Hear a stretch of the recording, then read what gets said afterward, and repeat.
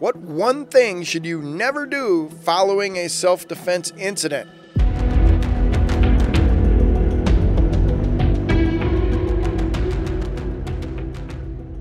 Tom, most common mistake. I got one in my head. What are you thinking that people should not do at the scene? Yeah, I'm sure there's more than one that we can both go with. I'm going to go with talk to the cops. It hurts. Yeah, well, it's nothing personal. It's strictly business. But it's absolutely true. I've seen people who ultimately were never charged, but were sure a suspect for longer than they should have been, because they just kind of, to borrow a phrase, used word vomit in talking to the police. They just kept talking and talking and talking. And some things they said they didn't make sense. They didn't match the reality of where they were, the time of day, that kind of stuff. And even though they were truly blameless and the innocent victim, it really twisted things around. And other times I've seen cases where, you got two people on either side of the equation, the good guy and the bad guy. And naturally, I always have the good guys. And, the bad guy who'd been through the system more than enough times, he knew how to use the system. He knew how to handle the police. And the good guy who's never been in trouble before didn't.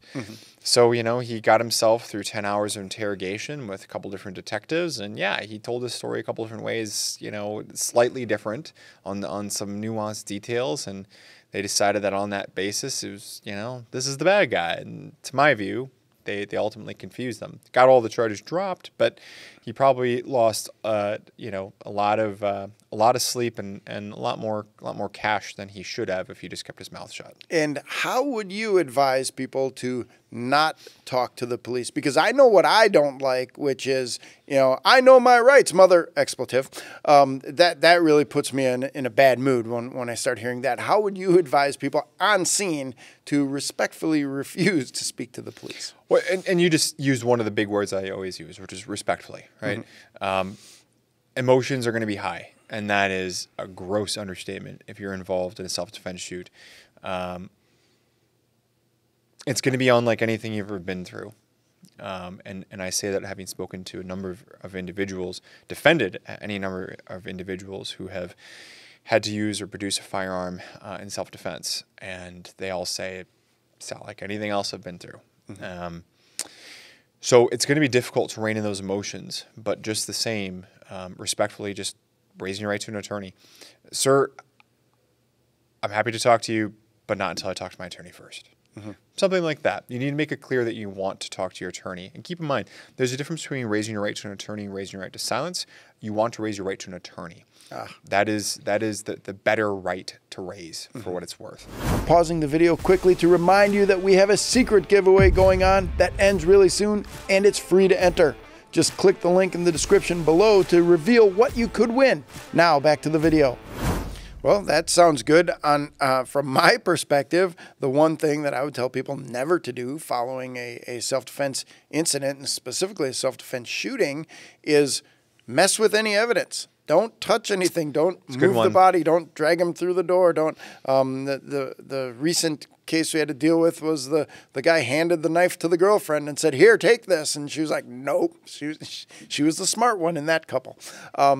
That element right there, responding officers show up, and it's clear that something's been moved or tampered with or messed with, and suddenly red flags go up. And it's like, okay, why do you feel like you needed to change what was happening at this scene to make it look more like you're innocent? And that starts casting a little bit of suspicion on the person who moved anything or tampered with any evidence. And sometimes there might be a good reason. For instance, you shoot the bad guy, he had a gun, you pick up the gun so, someone else doesn't grab it, but you tell law enforcement that. Hey, I picked up the gun and moved it over there, or, I put it on top of the refrigerator in my house, or whatever the case may be, right?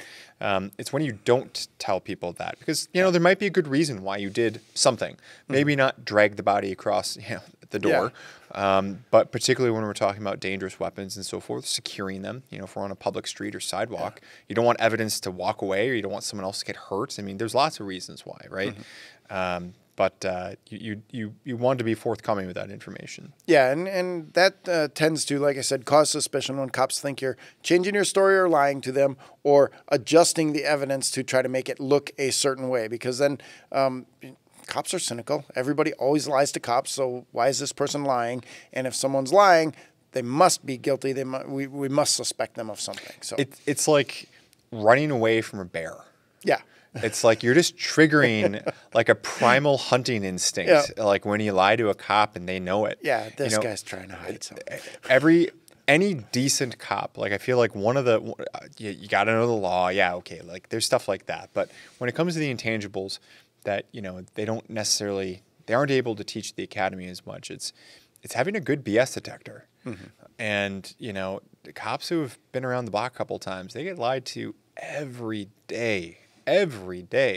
So, you're out of your league if you're trying to lie to a cop, let alone a homicide detective or something else. I mean, just don't. Yeah, you got to be pretty good at it to make it work. Before you go, you just missed one of our best videos that got over 500,000 views. Click right here to watch it now.